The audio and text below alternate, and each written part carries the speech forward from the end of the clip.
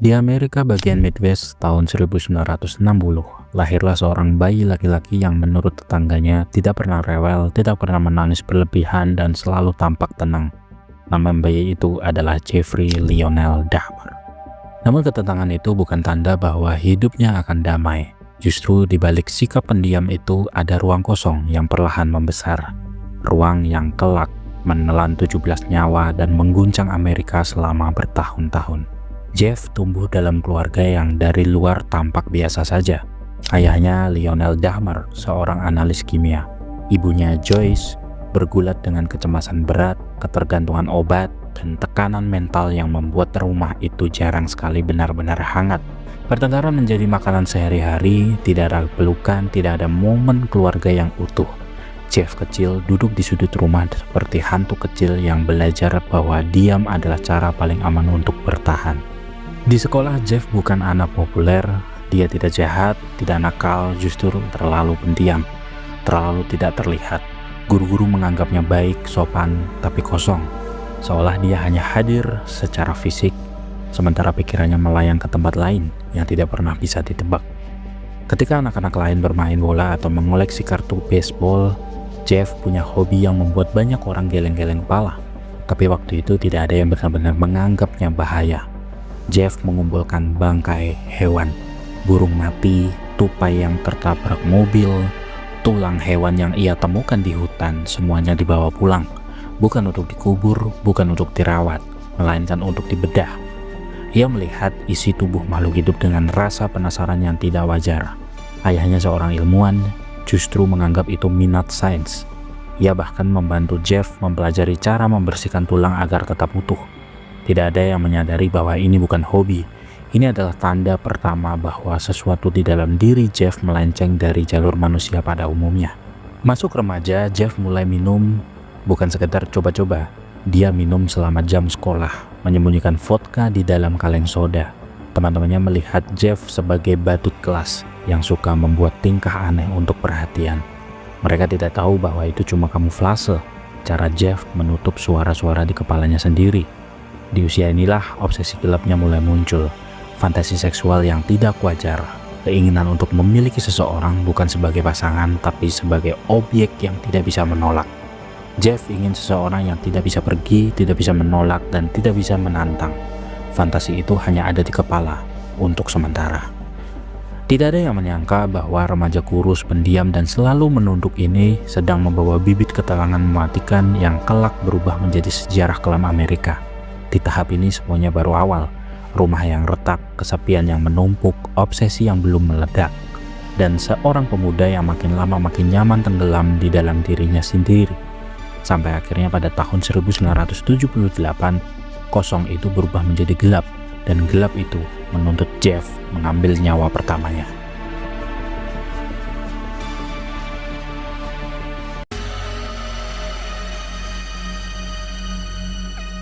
Tahun 1978, Jeff baru lulus SMA, umurnya 18 tahun. Wajahnya masih polos dan hidupnya terlihat biasa saja. Tapi di dalam kepalanya, badai sudah lama berputar, menunggu celah untuk keluar. Saat itu rumahnya kosong, orang tuanya baru bercerai dan meninggalkan Jeff sendirian untuk beberapa minggu. Kesepian itu seperti ruang hampa yang menekan dari segala arah, dan Jeff untuk pertama kalinya tidak punya siapapun yang mengawasinya. Di jalan kecil dekat rumah, Jeff bertemu seorang hitchhiker bernama Stephen Hicks. Seorang pemuda ramah, rambut panjang, sebaya dengannya. Hicks hanya ingin menumpang ke sebuah konser rock. Jeff melihatnya dan keinginan itu pun muncul.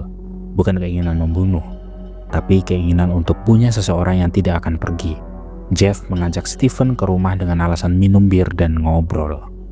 Dari luar itu terlihat seperti dua pemuda yang sedang nongkrong, tertawa, ngobrol soal musik, hal-hal biasa. Tapi ketika Stephen bilang ia ingin pergi, sesuatu dalam diri Jeff patah. Jeff tidak ingin dia pergi. Tidak kali ini, tidak orang ini. Momen itu menjadi titik balik. Dengan barbel yang ada di dekat tempat tidur, Jeff memukul bagian belakang kepala Stephen. Pukulan pertama tidak langsung membunuhnya, pukulan kedua yang mengakhiri. Kemudian Jeff mencekik Stephen, sunyi, hening, dan tanpa jeda. Untuk pertama kalinya, Jeff merasakan sesuatu yang selama ini dia cari, yaitu kendali total. Panik sedikit, menyesal tidak. Saat tubuh Stephen terbaring tak bernyawa, Jeff justru merasa tenang. Tenang dengan cara yang menakutkan. Beberapa jam kemudian, ia mulai memutilasi tubuh itu di ruang bawah tanah. Dia memotong anggota tubuh, memisahkan daging dari tulang, dan menyimpan tulang-tulangnya dengan begitu rapi bagaikan seseorang yang mengurus koleksi pribadi. Tidak ada teriakan, tidak ada saksi, tidak ada bukti yang mudah ditemukan. Jeff kemudian membuang sisa-sisa tubuh di dalam kantong sampah dan keadaan kembali hening seolah tidak pernah ada kejahatan di rumah itu. Namun keheningan itu bukan akhir dari sesuatu. Justru ini adalah awal dari sebuah lubang gelap yang makin hari makin membesar. Lubang yang akan menelan 16 korban berikutnya. Setelah pembunuhan itu, Jeff mencoba bersikap normal. Dia masuk tentara, dia tinggal di asrama, dia berpura-pura hidup seperti orang biasa. Tapi ia tidak pernah bisa keluar dari rasa tenang yang dia dapatkan saat membunuh Stephen. Rasa itu memanggilnya terus, pelan tapi pasti. Dan saat hidupnya mulai runtuh, saat minumannya makin menggila, saat fantasinya makin penuh, Jeff akhirnya menyerah kepada keadaan gelap itu. Kosong sudah berubah menjadi obsesi.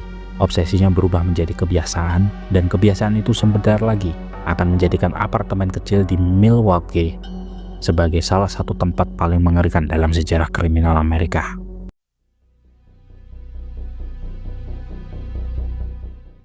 Setelah hidupnya berantakan, dikeluarkan dari tentara, hubungan dengan keluarga renggang, dan kecanduannya semakin parah, Jeff mencari tempat baru untuk mengatur ulang hidup.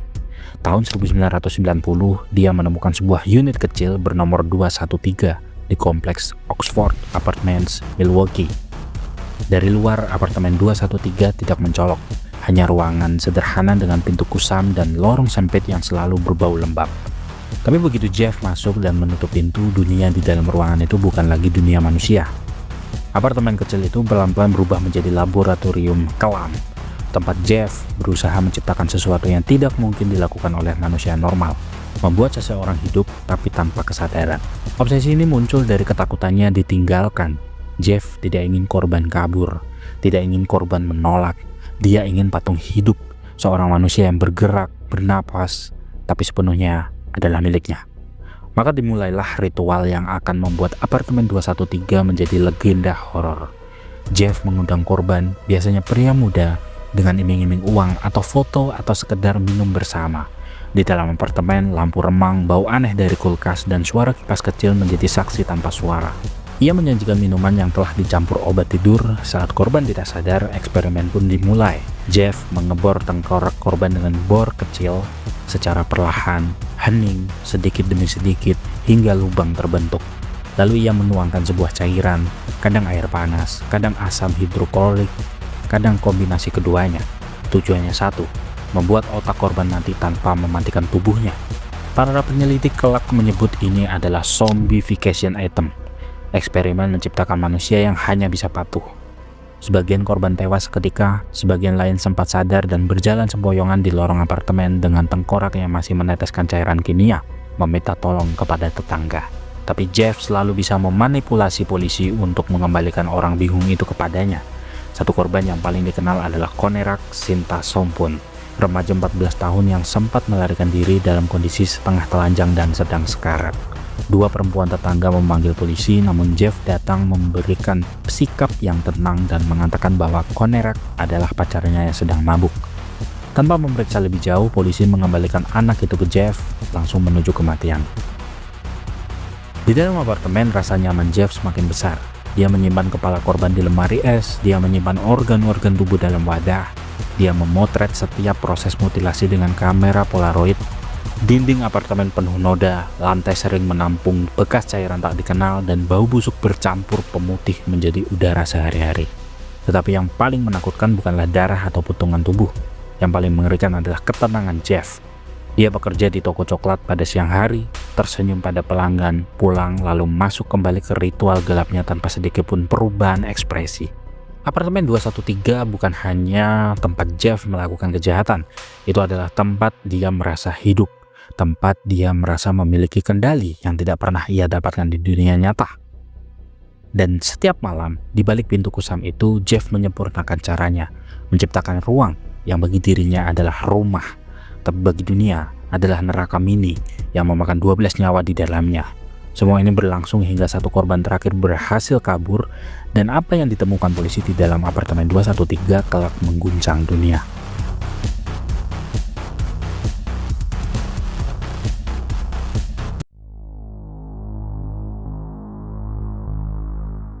Pada suatu malam di musim panas 1991, kota Milwaukee tampak biasa. Lampu jalan yang redup, udara hangat, dan ritme kehidupan yang berjalan tanpa curiga. Tidak ada yang tahu bahwa dalam beberapa menit ke depan dunia akan menemukan bab paling gelap dari sejarah kriminal Amerika. Dan semua itu dimulai dengan sesuatu yang sangat sederhana. Seorang pria berlari ketakutan di jalanan dengan borgol menggantung di tangan. Namanya Tracy Edwards. Yang tanpa dia, horor bernama Jeffrey Dahmer mungkin masih berlanjut untuk beberapa korban berikutnya. Tracy berlari seolah hidupnya benar-benar menempel di sisa nafas terakhir. Dia masuk ke bar, meminta tolong, dan paling gila, semua ini terjadi cuma beberapa meter dari apartemen Dahmer. Polisi datang, awalnya mengira ini cuma kasus kecil, pertengkaran pribadi, atau mungkin keributan akibat alkohol, standar urusan malam hari. Tapi saat Tracy berbicara, nada suaranya bukan nada orang yang mencari masalah, ini nada orang yang baru kembali dari neraka. Dia bilang Dahmer coba membunuhnya. Dia ceritakan ruang tamu yang lampunya berkedip aneh, bau busuk yang menempel di udara, dan foto-foto Polaroid yang tidak boleh dilihat manusia normal. Polisi lalu mengetuk pintu apartemen 213, dan di balik pintu itu Dahmer berdiri tenang. Tenang sampai kamu pasti mikir dia cuma anak kos yang baru bangun tidur. Petugas Rolf Mueller masuk terlebih dahulu. Ia mulai memeriksa ruangan seadanya. Di atas laci ada puluhan Polaroid berserakan, dan di momen itu tangan Mueller berhenti, nafasnya berhenti, bahkan pikirannya ikut berhenti. Foto-foto itu bukan foto model, bukan foto pesta, bukan foto seni. Itu foto laki-laki, difoto dalam keadaan tidak bernyawa, dipotong, dibedah, disusun ulang. Semua dilakukan dengan presisi yang hampir seperti dokumentasi proyek. Dalam hitungan detik Mueller sadar, ini bukan kasus borgol, ini rumah jagal. Dia balik ke Dahmer, dan Dahmer yang tahu situasinya sudah tamat berbisik pelan, "For what I did, I should be dead." Kalimat itu keluar bukan dengan penyesalan, tapi dengan semacam kelelahan manusia yang sudah terlalu lama menahan monster di dalam dirinya. Polisi langsung memborgol Dahmer, dan dari situ semuanya seperti efek domino. Lemari es disita, foto-foto dibawa, kamar dibongkar, setiap tempat yang bisa menyimpan sesuatu dibuka, dan ditemukan apapun yang tidak seharusnya ditemukan. Potongan tubuh manusia di freezer, kepala yang diawetkan di lemari es, rangka manusia, organ yang disimpan dalam toples, dan alat-alat yang tidak pernah terbayangkan digunakan untuk manusia. Semua itu berada hanya beberapa meter dari kamar tetangga, yang selama ini cuma mengeluh soal bau aneh tapi tidak pernah curiga. Yang mengerikan adalah semua bukti itu sebenarnya sudah ada dari dulu. Tetangga sudah lapor soal bau dan suara mesin. Pernah ada korban yang hampir selamat tapi polisi mengembalikannya ke Dahmer. Semua sinyal itu entah bagaimana lolos tanpa tindak lanjut. Dan ironisnya, yang akhirnya menghentikan monster ini bukanlah operasi besar-besaran kepolisian, bukan investigasi kriminal kelas berat, namun foto Polaroid. Sebuah benda yang harusnya cuma menyimpan kenangan. Tapi kali ini, Polaroid menyimpan bukti kejahatan paling brutal di era modern Amerika. Saat berita menyebar, dunia terkejut. Milwaukee terbelah antara ngeri dan marah. Orang-orang bertanya, bagaimana seseorang bisa melakukan semua ini tanpa terdeteksi? Bagaimana seseorang bisa menyamar jadi warga biasa, bekerja biasa, belanja biasa, sementara menyimpan potongan tubuh di kulkas? Dan pada malam itu, ketika mobil polisi membawa Dahmer pergi, apartemen 213 tidak lagi terlihat seperti kamar kecil yang kotor dan sempit. Itu berubah menjadi simbol gugurnya kepercayaan, runtuhnya rasa aman, dan bukti bahwa monster tidak selalu bersembunyi di balik hutan gelap. Kadang monster tinggal di kamar sebelah. Dan saat pintu apartemen itu ditutup untuk terakhir kalinya sebelum disegel, dunia seperti sadar satu hal. Kengerian terbesar tidak selalu datang dari bayangan, kadang dia datang dari seseorang yang tahu cara tersenyum.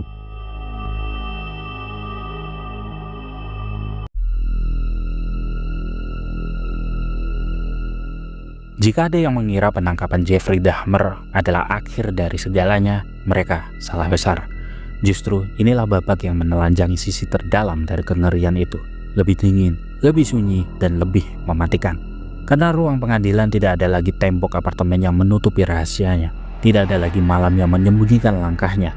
Dan untuk pertama kalinya monster yang bekerja dalam gelap harus duduk di tempat paling terang, yaitu kursi terdakwa. Ruang sidang penuh sesak, Milwaukee berubah menjadi pusat dunia. Wartawan menumpuk, kamera menyala, dan keluarga korban duduk dengan wajah hancur. Ada yang menangis, ada yang marah, ada yang hanya menatap lurus tanpa emosi. Seolah hidup mereka juga ikut dikubur bersama orang yang mereka cintai. Semua menunggu satu hal, alasan, penjelasan. Sesuatu yang mungkin bisa membuat semua itu terasa masuk akal, meski mereka tahu itu mustahil. Dahmer masuk dengan pakaian berwarna oranye khas penjara. Langkahnya pelan, kepalanya sedikit tertunduk, tidak ada senyum, tidak ada tatapan tajam. Wajahnya hanya menunjukkan kepasrahan seseorang yang akhirnya tidak bisa melarikan diri lagi. Ketika jaksa membacakan 15 dakwaan pembunuhan tingkat pertama, ruangan itu membeku. Setiap kata terasa seperti tamparan keras yang mengingatkan publik bahwa sosok tenang di depan mereka adalah pria yang mengubah apartemennya menjadi kuburan tersembunyi. Dan inilah inti persidangan itu. Apakah Jeffrey Dahmer gila, atau dia sepenuhnya sadar dan tetap memilih menjadi monster? Pihak pembela berpegang pada gangguan mental berat, parafilia, nekrofilia, kehilangan kontrol, dan dorongan obsesif. Mereka berusaha membangun narasi bahwa Dahmer sebenarnya tidak mampu lagi membedakan benar atau salah. Namun jaksa punya logika yang lebih tajam dan lebih menohok. Jika ia benar-benar kehilangan kendali, bagaimana mungkin ia membeli bahan kimia tertentu, memilih korbannya rentan, membersihkan TKP, menyimpan kepala manusia dengan rapi, memotret tubuh yang ia mutilasi, dan merencanakan semuanya tanpa pernah sekalipun kehilangan ritme. Ini bukan kegilaan, itu adalah sebuah rencana, itu kesadaran penuh, dan itu membuat publik semakin ngeri. Di balik wajah polos, ada ketenangannya tidak normal. Dahmer bukan orang yang mengamuk tanpa kendali, dia teratur, sistematis, dan dingin. Justru karena itulah kejahatannya semakin menusuk. Ketika psikolog memeriksanya, mereka menemukan sesuatu yang hampir tidak pernah ditemui. Seorang pria yang tidak punya kemampuan emosional untuk membangun hubungan, tapi juga sangat takut sendirian. Dahmer terobsesi pada gagasan memiliki seorang sepenuhnya, tanpa penolakan, tanpa perlawanan, tanpa resiko, ditinggalkan. Dari ketakutan itu tumbuh fantasi yang makin gelap. Jika seseorang berpotensi pergi, maka lebih aman jika mereka dibuat tidak bisa pergi sama sekali. Obsesi itu berubah menjadi ritual, obat bius, mutilasi, pengawetan kepala, rangkaian kejahatan yang berjalan seperti eksperimen yang semakin maju, semakin berani, semakin ekstrim. Bahkan percobaan menciptakan zombie hidup menunjukkan bahwa tujuannya bukan sekedar membunuh, ia ingin kendali total atas manusia lain. Di titik inilah psikolog menyimpulkan garis yang membuat dunia merinding. Jeffrey Dahmer tidak membunuh karena benci, ia membunuh karena takut.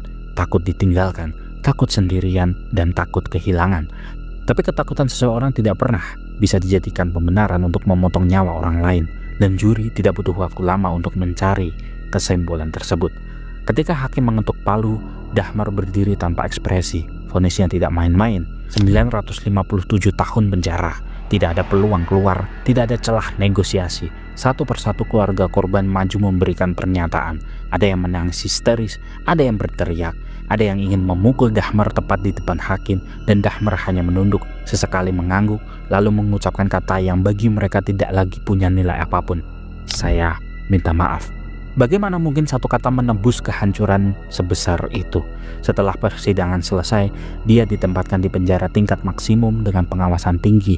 Ironisnya, di antara para pembunuh lain, dialah yang merasa lebih aman. Tidak ada lagi godaan, tidak ada lagi ruang gelap, tidak ada lagi fantasi yang bisa tumbuh. Di penjara, psikolog menarik satu kesimpulan akhir yang menohok. Dahmer bukan pria yang kehilangan kontrol. Dia justru menjauh dari dunia karena ia tahu kontrolnya berbahaya. Dan di dalam penjara untuk pertama kalinya dalam hidupnya, kendali itu hilang. Pada akhirnya pengadilan Dahmer bukan sekedar sidang kriminal. Ini adalah cermin raksasa yang memaksa dunia melihat bagaimana luka keluarga, kesepian, obsesi, dan kehancuran batin bisa menumbuhkan sesuatu yang tidak lagi dibutuhkan oleh manusia.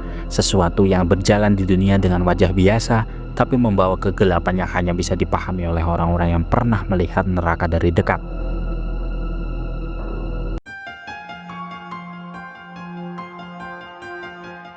Setelah vonis 957 tahun itu dijatuhkan, Jeffrey Dahmer resmi memasuki bab terakhir hidupnya, bab yang tidak lagi ia kontrol karena mulai hari itu dunia di balik tembok penjara bukan lagi tempat berburu, melainkan tempat di mana ia sendiri menjadi mangsa. Saat Dahmer tiba di Columbia Correctional Institution, para sipir tahu satu hal, dia bukan narapidana biasa, dia legenda kelam, nama yang menimbulkan amarah bahkan bagi kriminal paling brutal sekalipun. Karena itu, demi menyelamatkannya dari para napi lain, Dahmer langsung dijebloskan ke sel isolasi, sendiri, hening, tanpa suara lain kecuali nafasnya sendiri. Sangat ironis. Selama hidup, Dahmer membunuh karena takut ditinggalkan, dan kini penjara memberinya kesendirian total. Setelah beberapa bulan, Dahmer sendiri yang meminta keluar dari isolasi dan bergabung di populasi umum. Para sipir ragu, tapi Dahmer bersikeras. Ia bilang ia ingin menjalani hidup, seolah masih ada yang tersisa untuk dijalani. Dan disinilah sisi Dahmer yang tidak kalah mengganggu muncul ke permukaan. Kadang ia membentuk makanan penjara menjadi potongan tubuh manusia. Kadang dia menumpahkan saus tomat ke mulutnya sambil berpura-pura sekarat. Humor gelap ini membuat banyak napi muak terhadapnya. Seakan Dahmer belum benar-benar berhenti bermain dengan kematian. Namun di sisi lain dia justru semakin religius. Dia dibaptis di penjara, rajin membaca Alkitab, dan bicara soal penyesalan kepada ayahnya setiap kali mereka bertemu. Entah itu penyesalan tulus atau sekedar cara untuk bertahan, tidak ada yang benar-benar tahu. Tapi satu hal yang pasti, kebencian para napi terhadapnya semakin menebal. Salah satu yang paling membencinya adalah Christopher Scarfer, seorang pria bertubuh besar, bertemperamen keras, dan sangat religius. Baginya Dahmer bukan sekedar kriminal, dia adalah simbol dosa yang berjalan. Pada tanggal 28 November 1994, Dahmer, Scarfer, dan satu napi lain ditugasi membersihkan area gym. Tidak ada kamera, tidak ada penjaga di dalam ruangan, hanya 3 orang, dan tensi yang sudah mendidih sejak lama. Beberapa menit setelah para sipir pergi, Scarfer mengambil batang besi panjang dari ruang penyimpanan. Ketika ia keluar, Dahmer berdiri sendirian tanpa curiga. Tidak ada peringatan, tidak ada teriakan, hanya suara hantaman berulang kali secara brutal, cepat, dan penuh amarah. Ketika sipir kembali, Dahmer ditemukan bersimbah darah di lantai. Nafasnya masih ada, tapi tipis. Di rumah sakit ia dinyatakan meninggal dunia pada usia 34 tahun. Scarfer kemudian berkata satu kalimat yang membuat dunia merinding. God told me to do it. Jasad Dahmer akhirnya dikremasi, tidak ada makam, tidak ada batu nisan, tidak ada tempat untuk dikunjungi, seolah dunia memutuskan menghapus keberadaannya dari peta sejarah. Dan di titik itu, cerita tentang Jeffrey Dahmer benar-benar selesai. Bukan dengan proses hukum panjang, bukan dengan penyesalan, tapi dengan tangan seseorang yang merasa sedang menjalankan tugas ilahi.